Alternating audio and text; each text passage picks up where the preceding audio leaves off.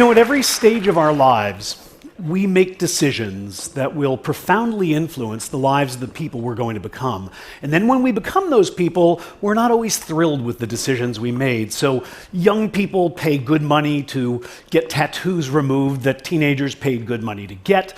Middle-aged people rush to divorce people who young adults rushed to marry. Older adults work hard to lose what middle-aged adults worked hard to gain. On and on and on. The question is, as a psychologist, that fascinates me is, why do we make decisions that our future selves so often regret?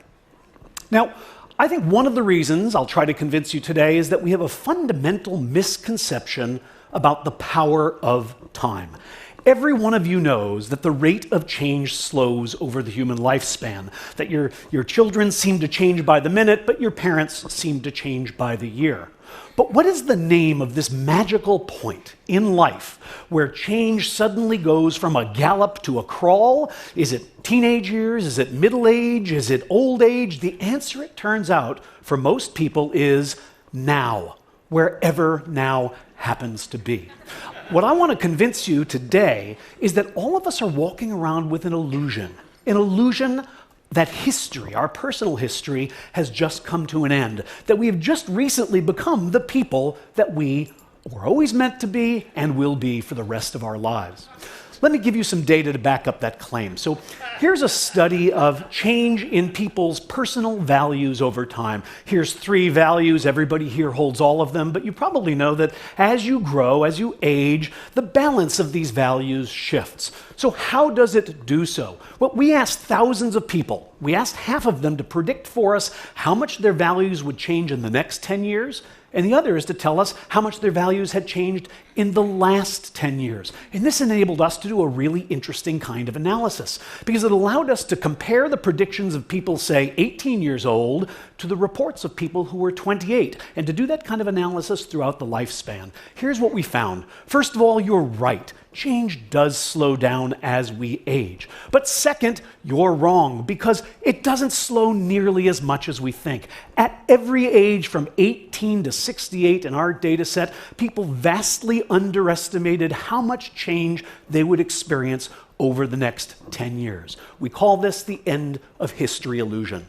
To give you an idea of the magnitude of this effect, you can connect these 2 lines, and what you see here is that 18-year-olds anticipate changing only as much as 50-year-olds actually do.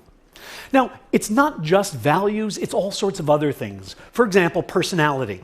Many of you know that psychologists now claim that there are 5 fundamental dimensions of personality: neuroticism, openness to experience, agreeableness, extroversion, and conscientiousness. Again, we asked people how much they expected to change over the next 10 years, and also how much they had changed over the last 10 years. And what we found, well, you're going to get used to seeing this diagram over and over, because once again, the rate of change does slow as we age, but at every age, people underestimate how much their personalities will change in the next decade.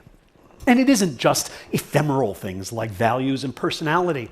You can ask people about their likes and dislikes, their basic preferences. For example, name your best friend, your favorite kind of vacation, what's your favorite hobby, what's your favorite kind of music.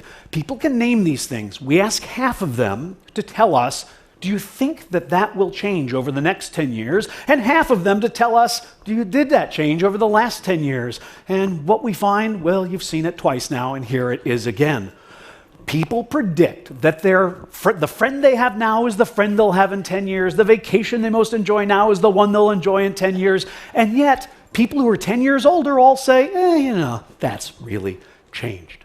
Does any of this matter? Is this just a form of misprediction that doesn't have consequences? No, it matters quite a bit, and I'll give you an example of why. It bedevils our decision-making in important ways.